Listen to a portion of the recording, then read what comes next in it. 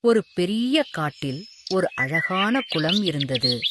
அந்த குளத்தில் ஒரு நண்டு வாழ்ந்து கொண்டிருந்தது. குளத்தின் அருகில் ஒரு பெரிய மரத்தில் ஒரு அணில் வசித்தது. நண்டு தினமும் குளத்திலிருந்து தண்ணீர் எடுத்து அணிலுக்குத் தரும். அணிலும் மரத்தில் இருந்த பழங்களைப் பறித்து நண்டுக்கு கொடுக்கும். அவர்கள் இருவரும் நல்ல நண்பர்களாக ஆனார்கள். ஒரு நாள் அந்த குளத்துக்கு ஒரு மான் தண்ணீர் குடிக்க வந்தது. மான் தவறுதலாக நண்டின் வீட்டை கால் வைத்து உடைத்துவிட்டது.